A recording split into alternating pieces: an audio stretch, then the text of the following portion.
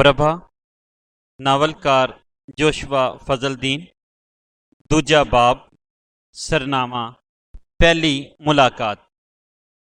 राय साहब द्वारका नाथ चले गए, पर ਜਾਂਦੀ ਵਾਰੀ ਉਹਨਾਂ ਮਿਸਟਰ ਰਮੇਸ਼ ਨਾਲ ਅੱਖ ਨਾ ਮਿਲਾਈ।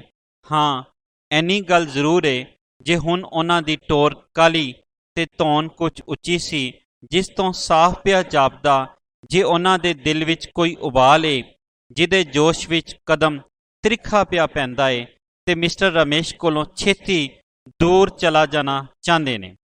ਮਿਸਟਰ ਰਮੇਸ਼ ਦੇ ਮਿਹਣੇ ਨੇ ਅਗਨੀ ਬਾਣਾ ਵਾਂਗਰ ਰਾਏ ਸਾਹਿਬ ਦੇ ਤਨ ਬਦਨ ਵਿੱਚ ਗੈਰਤ ਤੇ ਅਣਖ ਦੇ ਭਾਂਬੜ ਬਾਲ ਦਿੱਤੇ ਸਨ। ਮਿਸਟਰ ਰਮੇਸ਼ ਨੇ ਉਹਨਾਂ ਦੀ ਇਹ ਹਾਲਤ ਵੇਖੀ ਤੇ ਉਹਨਾਂ ਨੂੰ ਇਹ ਸਮਝਣ ਵਿੱਚ ਰਵਾਲ ਪਰ ਵੀ ਮੁਸ਼ਕਲ ਨਾ ਪਈ ਜੇ ਰਾਏ ਸਾਹਿਬ ਉਹਨਾਂ ਦੀਆਂ ਗੱਲਾਂ ਤੋਂ ਡਾਢੇ ਰਿੰਝ ਹੋਏ ਨੇ। ਪਰ ਮਿਸਟਰ ਰਮੇਸ਼ ਇੱਕ ਆਲਾ ਅਫਸਰ ਸਨ। ਹਕੂਮਤ ਦਾ ਨਸ਼ਾ ਉਹਨਾਂ ਦੇ ਸਿਰ ਤੇ ਚੜ੍ਹਿਆ ਹੋਇਆ ਸੀ। ਨਸ਼ਾ ਭਾਵੇਂ ਕੋਈ ਕਿਉਂ ਨਾ ਹੋਵੇ, ਆਦਮੀ ਨੂੰ ਸਿਰੋਂ ਪੈਰੋਂ ਅੰਨਾ ਕਰ ਦਿੰਦਾ ਏ, ਪਰ ਹਕੂਮਤ ਦਾ ਨਸ਼ਾ ਨਿਰਾ ਅੰਨਾ ਹੀ ਨਹੀਂ ਕਰਦਾ, ਬਲਕਿ ਉਹਦੇ ਨਾਲ ਅਕਸਰ ਦਿਲ ਉੱਤੇ ਚਰਬੀ ਚੜ੍ਹ ਜਾਂਦੀ ਏ ਤੇ ਨਤੀਜਾ ਇਹ ਹੁੰਦਾ ਏ, ਜੇ ਨਾ ਦਿਮਾਗ ਵਿੱਚ ਨਵੀਆਂ ਸੋਚਾਂ ਸੋਚਣ ਦੀ ਤਾਕਤ ਰਹਿੰਦੀ ਏ ਤੇ ਨਾ ਹੀ ਦਿਲ ਵਿੱਚ ਕਿਸੇ ਸ਼ੈ ਨੂੰ ਮਹਿਸੂਸ ਕਰਨ ਦੀ ਹਿੰਮਤ। ਇੱਕ ਅਜਿਹਾ ਆਲਾ ਅਫਸਰ ਇੱਕ ਆਲਾ ਮਸ਼ੀਨ ਬਣ ਜਾਂਦਾ ਏ, ਜਿਸ ਵਿੱਚ ਇਨਸਾਨੀ ਜਜ਼ਬੇ ਬੜੇ ਬੇਦਰਦੀ ਨਾਲ ਪੀਠੇ ਜਾਂਦੇ ਨੇ ਤੇ ਨੇਕ ਤੋਂ ਨੇਕ ਚਾਹਵਾਨ ਤੇ ਉੱਚੇ ਤੋਂ ਉੱਚੇ ਉਮਾਵਾਲ ਦੀ ਤਰੁੱਟੀ ਬਸ ਐਸ ਮਾਰਿਆਂ ਚੋੜ ਹੋ ਜਾਂਦੀ ਏ। ਜੇ ਅਫਸਰ ਸਾਹਿਬ ਦੇ ਸਿਰ ਉੱਤੇ ਨਸ਼ਾ ਚੜਿਆ ਹੁੰਦਾ ਏ ਤੇ ਉਹ ਐਸ ਜੋਗੇ ਨਹੀਂ ਰਹਿੰਦੇ ਜੇ ਕਿਸੇ ਸ਼ੈ ਦੀ ਜਾਂਚ ਆਉਣ ਵਾਲੀਆਂ ਪੀੜ੍ਹੀਆਂ ਦੀ ਬਦਲੀ ਹੋਈ ਹਾਲਤ ਨੂੰ ਸਾਹਮਣੇ ਰੱਖ ਕੇ ਕਰ ਸਕਣ। ਸਿਰ ਵਿੱਚ ਹਕੂਮਤ ਦਾ ਨਸ਼ਾ, ਅੱਖਾਂ ਅੱਗੇ ਹਕੂਮਤ ਦੇ ਚਾਨੇ, ਕੰਨਾਂ ਵਿੱਚ ਹਕੂਮਤ ਦੇ ਜੱਫੇ, ਦਿਲ ਤੇ ਹਕੂਮਤ ਦੀ ਚਰਬੀ, ਹੱਥਾਂ ਵਿੱਚ ਹਕੂਮਤ ਦੀਆਂ ਤੇਗਾਂ ਤੇ ਜ਼ੁਬਾਨ ਵਿੱਚ ਹਕੂਮਤ ਦੀਆਂ ਛੁਰੀਆਂ। ਜਦੋਂ ਕਿਸੇ ਅਫਸਰ ਦੀ ਹਾਲਤ ਇੱਥੋਂ ਤੀਕਰ ਅਪੜ ਜਾਏ ਤੇ ਜਾਣੋ ਜੇ ਉਹ ਮਸਤ ਹਾਥੀ ਵਾਂਗਰ ਸੁਸਾਇਟੀ ਲਈ ਇੱਕ ਵੱਡਾ ਭਾਰਾ ਖਤਰਾ ਏ, ਜਿਹਨੂੰ ਰੋਕਣਾ ਸੁਸਾਇਟੀ ਦੀ ਖਿਦਮਤ ਕਰਨਾ ਏ। ਰਾਏ ਸਾਹਿਬ ਦੇ ਖਿਆਲ ਮੁਜਬ ਮਿਸਟਰ ਰਮੇਸ਼ ਹੁਣ ਇਸ ਦਰਜੇ ਤੇ ਅਪੜ ਗਏ ਸਨ।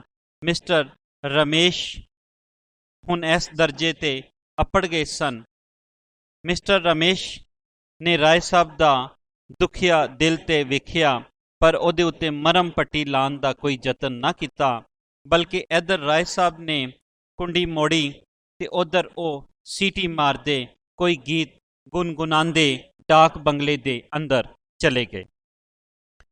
ਹੁਣ ਕਾਲੇ ਬਾਗ ਦੀਆਂ ਪਹਾੜੀਆਂ ਉੱਤੇ ਰਾਤ ਦਾ ਪਹਿਰਾ ਸੀ। ਲੋਕੀ ਆਪਣੇ ਆਪਣੇ ਘਰਾਂ ਵਿੱਚ ਜਾ ਚੁੱਕੇ ਸਨ। ਜੰਗਲ ਵਿੱਚ ਬੰਦ ਦੇ ਪੰਛੀ ਆਪਣੇ ਆਲ੍ਹਣਿਆਂ ਵਿੱਚ ਆਰਾਮ ਕਰ ਰਹੇ ਸਨ, ਪਰ ਰਾਤ ਦੇ ਸ਼ਿਕਾਰੀ ਆਪਣਾ ਸ਼ਿਕਾਰ ਭਾਲਦੇ ਫਿਰਦੇ। ਕਦੀ ਕਿਸੇ ਜਾਨਵਰ ਦੇ ਬੋਲਣ ਦੀ ਆਵਾਜ਼ ਆਉਂਦੀ ਤੇ ਰਾਤ ਦੀ ਚੁੱਪ ਚਾਨ ਵਿੱਚ ਥੋੜ੍ਹੀ ਜਿਹੀ ਥਰਥੱਲੀ ਪੈ ਜਾਂਦੀ। ਰਾਤ ਤਾਰਿਆਂ ਭਰੀ ਸੀ ਤੇ ਅਰਸ਼ੀ ਮਜਲਸਾਂ ਜਗਮਗ ਪਿਆ ਕਰਦੀਆਂ ਸਨ।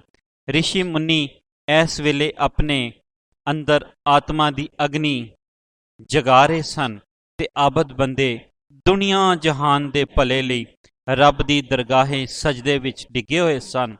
ਆਮ ਲੋਕੀ ਦਿਨ ਭਰ ਦੀ ਮਿਹਨਤ ਮਜ਼ਦੂਰੀ ਦੀ ਪਾਣ ਨਾਲ ਥੱਕ ਟੁੱਟ ਕੇ ਕੋਕ ਸੁੱਤੇ ਪਏ ਸਨ ਤੇ ਰਿਸ਼ੀ ਮੁਨੀ ਤੇ ਆਬਦ ਉਹਨਾਂ ਦੀ ਨੇਕ ਹਯਾਤੀ ਲਈ ਇਕਾਂਤਾ ਵਿੱਚ ਬੈਠੇ ਦੁਆਵਾਂ ਤੇ ਪ੍ਰਾਰਥਨਾ ਕਰ ਰਹੇ ਸਨ ਤੇ ਖਾਮੋਸ਼ ਰੂਹਾਂ ਦੇ ਸੀਨੇ ਵਾਹਿਗੁਰੂ ਵਾਹਿਗੁਰੂ, ਰਾਮ ਰਾਮ ਤੇ ਅੱਲਾ ਅੱਲਾ ਦੇ ਪਾਕ ਬੋਲਾਂ ਨਾਲ ਭਰੇ ਹੋਏ ਸਨ। ਓੜਕ ਰਾਤ ਰਾਣੀ ਦਾ ਪਹਿਰਾ ਮੁੱਕਿਆ, ਲੋ ਲੱਗੀ, ਦਿਨ ਚੜ੍ਹਿਆ ਤੇ ਦੂਜੇ ਦਿਨ ਕਾਇਦੇ ਮੁਜਬ ਮਿਸਟਰ ਰਮੇਸ਼ ਕਚਹਿਰੀ ਗਏ। ਮੁਕੱਦਮੇ ਕੀਤੇ, ਹੁਕਮ ਸੁਣਾਏ ਤੇ ਸਹਿਜ ਸਬਾਈ ਕੈਦਾਂ ਸੁਣਾਈਆਂ ਜਾਂ ਜੁਰਮਾਨੇ ਕੀਤੇ ਤੇ ਜਦੋਂ ਚੱਕੀ ਦਾ ਗੇੜ ਮੁੱਕਿਆ ਤੇ 4 ਵਜੇ ਕਚਹਿਰੀਓਂ ਸਿੱਧੇ ਆਪਣੇ ਇੱਕ ਯਾਰ ਬੇਲੀ ਨੂੰ ਮਿਲਣ ਚਲੇ ਗਏ। ਜਦੋਂ ਡਾਕ ਬੰਗਲੇ ਨੂੰ ਮੁੜੇ ਤੇ ਸ਼ਾਮਾਂ ਚੌਖੀਆਂ ਪੈ ਚੁੱਕੀਆਂ ਸਕੇ ਦੀਵੇ ਬੱਤੀ ਦਾ ਵੇਲਾ ਹੋ ਚੁੱਕਿਆ ਸੀ।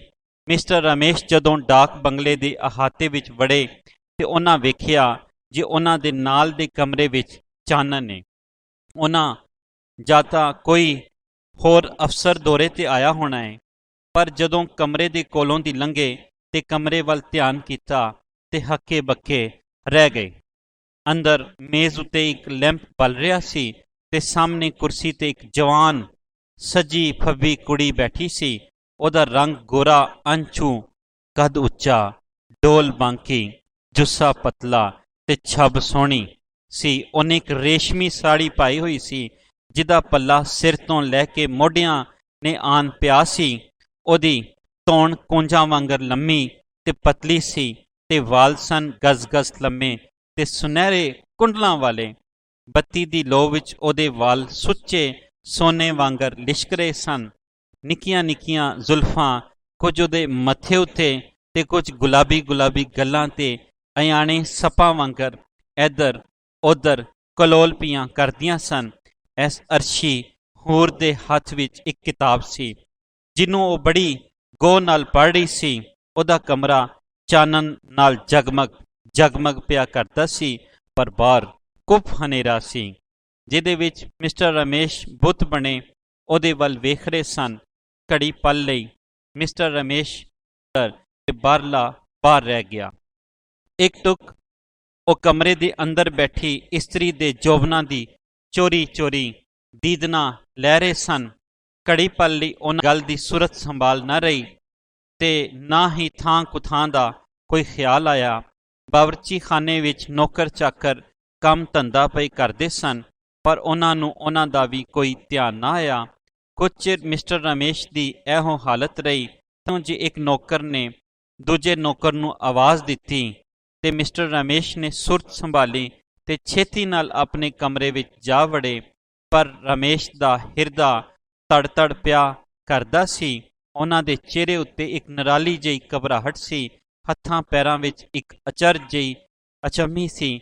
ਉਹਨਾਂ ਖਾਣਾ ਖਾਧਾ, ਪਰ ਕੁਝ ਬੇਧਿਆਨੇ, ਪਾਣੀ ਪੀਤਾ ਤੇ ਬੇਖਿਆਲੇ ਸਿਗਰਟ ਪੀਤਾ ਤੇ ਬੇਸੁਰਤੇ ਅਖੀਰ ਮਿਸਟਰ ਰਮੇਸ਼ ਇੱਕ ਕਿਤਾਬ ਲੈ ਕੇ ਬਹਿ ਗਏ। ਕਿਤਾਬ ਹੱਥ ਵਿੱਚ ਸਾਹਮਣੇ ਸੀ, ਪਰ ਧਿਆਨ ਕਾਬੂ ਤੋਂ ਬਾਹਰ। ਕੁਝ ਚਿਰ ਉਹ ਐਸੇ ਤਰ੍ਹਾਂ ਬੈਠੇ ਰਹੇ।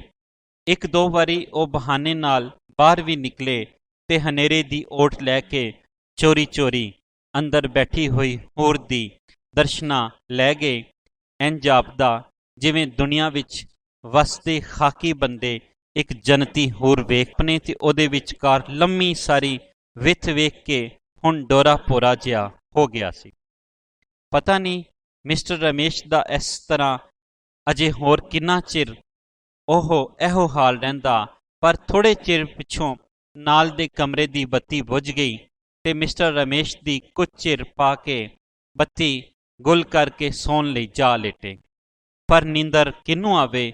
ਮਿਸਟਰ ਰਮੇਸ਼ ਨੇ ਸਾਰੀ ਰਾਤ ਅੱਖੀਆਂ ਵਿੱਚ ਕੱਢ ਛੱਡੀ। ਮੰਜੀ ਤੇ ਲੇਟੇ ਉਸਲ ਵੱਟ ਪਏ ਲੈਂਦੇ ਤੇ ਪਾਸੇ ਭੰਨਦੇ ਉਹ ਅੱਖੀਆਂ ਮੀਟਦੇ ਤੇ ਸ਼ਾਮ ਵਾਲਾ ਸਾਰਾ ਸੀਨ ਸਾਹਮਣੇ ਆ ਜਾਂਦਾ।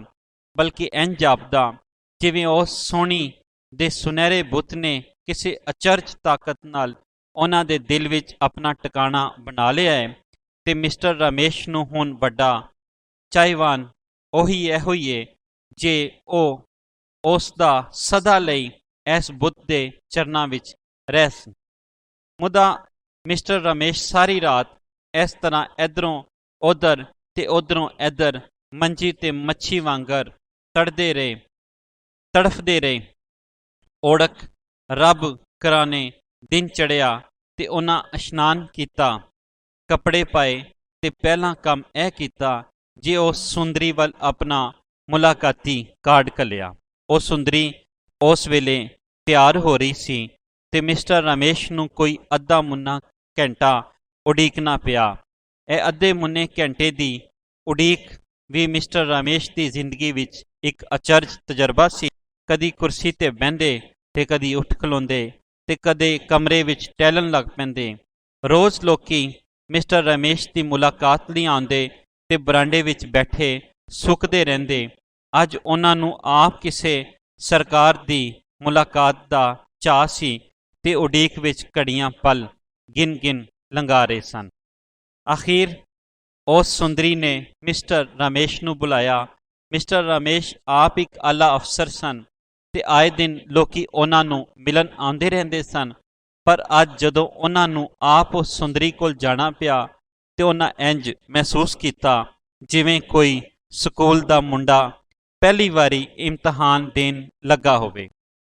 ਧੜਕਦੇ ਸੀਨੇ ਨਾਲ ਉਹਨਾਂ ਕਮਰੇ ਵਿੱਚ ਪੈਰ ਪਾਇਆ ਤੇ ਹੱਥ ਜੋੜ ਕੇ ਕਿਹਾ, ਨਮਸਤੇ, ਤੇ ਨਾਲ ਹੀ ਸਿਰ ਵੀ ਥੋੜ੍ਹਾ ਜਿਹਾ ਨੀਵਾਂ ਕਰ ਲਿਆ।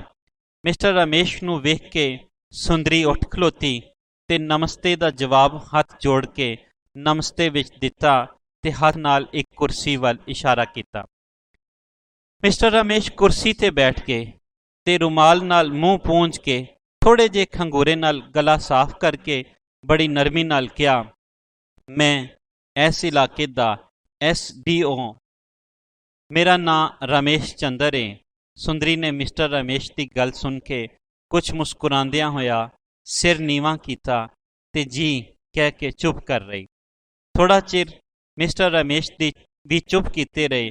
ਉਹਨਾਂ ਦਾ ਦਿਲ ਗੱਲਾਂ ਨਾਲ ਭਰਿਆ ਹੋਇਆ ਸੀ, ਪਰ ਖਿਆਲਾਂ ਦੇ ਤੰਦੂਕਾਰ ਵਿੱਚ ਉਹਨਾਂ ਨੂੰ ਕੁਝ ਸੁੱਝਦਾ ਨਹੀਂ ਸੀ ਜੇ ਕੀ ਕਹਿਣ ਤੇ ਕੀ ਨਾ ਕਹਿਣ। ਅਖੀਰ ਗੱਲ ਕਰਨ ਲਈ ਉਹ ਕਹਿਣ ਲੱਗੇ, ਜੀ ਮੈਂ ਸ਼ਾਮੀ ਚਿਰ ਕਾ ਜਿਹਾ ਸੈਰ ਤੋਂ ਵਾਪਸ ਆਇਆ, ਨਾ ਮੁਨਾਸਬ ਨਾ ਸਮਝਿਆ ਤੇ ਫਿਰ ਛੇਤੀ ਨਾਲ ਹੀ ਮਿਸਟਰ ਰਮੇਸ਼ ਪੁੱਛਣ ਲੱਗੇ, ਪਰ ਤੁਹਾਨੂੰ ਇੱਥੇ ਕਿਸੇ ਕਿਸਮ ਦੀ ਤਕਲੀਫ ਤੇ ਨਹੀਂ? ਮੇਰਾ ਮਤਲਬ ਹੈ ਤੁਸੀਂ ਇੱਥੇ ਅੱਗੇ ਸ਼ਾਇਦ ਕਦੀ ਨਹੀਂ ਆਏ। ਤੇ ਸੁੰਦਰੀ ਨੇ ਜਵਾਬ ਦਿੱਤਾ, ਜੀ ਹਾਂ, ਮੇਰੀ ਹੁਣੇ ਹੀ ਤਬਦੀਲੀ ਹੋਈ ਏ। ਤੇ ਮਿਸਟਰ ਰਮੇਸ਼ ਹੱਸਦੇ ਹੱਸਦੇ ਕਹਿਣ ਲੱਗੇ, ਓਹੋ, ਮੁਆਫ਼ ਕਰਿਆ ਜੇ ਮੈਂ ਪੁੱਛ ਸਕਣਾ ਤੁਸੀਂ ਕਿਹੜੇ ਮਹਿਕਮੇ ਵਿੱਚ ਮੁਲਾਜ਼ਮ ਹੋ? ਮੈਂ ਇੰਸਪੈਕਟਰ ਹਾਂ ਸਕੂਲਾਂ ਦੀ। ਸੁੰਦਰੀ ਨੇ ਬੜੀ ਨਰਮੀ ਨਾਲ ਕਿਹਾ, ਅੱਛਾ ਤੁਸੀਂ ਫਿਰ ਦੌਰੇ ਤੇ ਆਏ ਹੋ? ਮਿਸਟਰ ਰਮੇਸ਼ ਨੇ ਕੁਝ ਹੱਸਦਿਆਂ ਹੱਸਦਿਆਂ ਕਿਹਾ ਤੇ ਸੁੰਦਰੀ ਨੇ ਜਵਾਬ ਦਿੱਤਾ, ਜੀ ਹਾਂ। ਤੇ ਮਿਸਟਰ ਰਮੇਸ਼ ਕਹਿਣ ਲੱਗੇ, ਤੁਸੀਂ ਤੇ ਆਪ ਅਫਸਰ ਹੋ, ਪਰ ਜੇਕਰ ਮੇਰੇ ਲਾਇਕ ਕੋਈ ਖਿਦਮਤ ਹੋਵੇ ਤੇ ਮੈਂ ਹਾਜ਼ਰ। ਤੇ ਸੁੰਦਰੀ ਨੇ ਕਿਹਾ, ਤੁਹਾਡੀ ਮਿਹਰਬਾਨੀ, ਜੇ ਲੋੜ ਪਈ ਤੇ ਮੈਂ ਦੱਸ ਦਿਆਂਗੀ। ਸੁੰਦਰੀ ਨੇ ਆਪਣੀ ਹੱਥ ਘੜੀ ਵੱਲ ਵੇਖਿਆ ਤੇ ਕੁਝ ਝੱਕਦਿਆਂ ਝੱਕਦਿਆਂ ਕਿਹਾ, 10 ਵੱਜਣ ਲੱਗੇ ਨੇ, ਮੈਂ ਜ਼ਰਾ ਛੇਤੀ ਜਾਣਾ ਚਾਹੁੰਦੀ ਹਾਂ, ਤੁਸਾਂ ਵੀ ਕੰਮ ਤੇ ਜਾਣਾ ਹੋਣਾ ਏ। ਇਹ ਕਹਿੰਦੇ ਸਾਰੀ ਉਹ ਸੁੰਦਰੀ ਹੱਥ ਜੋੜ ਕੇ ਆਪਣੀ ਥਾਂ ਤੋਂ ਉੱਠ ਖਲੋਤੀ ਤੇ ਮਿਸਟਰ ਰਮੇਸ਼ ਵੀ ਆਪਣੀ ਕੁਰਸੀ ਤੋਂ ਉੱਠ ਖਲੋਤੇ ਤੇ ਸਲਾਮ ਕਹਿ ਕੇ ਜਾਣ ਲੱਗੇ, ਪਰ ਫਿਰ ਛੇਤੀ ਨਾਲ ਕਿਹਾ, ਓਹੋ, ਪਰ ਮੈਂ ਤੁਹਾਡਾ ਸ਼ੁਭ ਨਾਂ ਤੇ ਪੁੱਛਿਆ ਹੀ ਨਹੀਂ।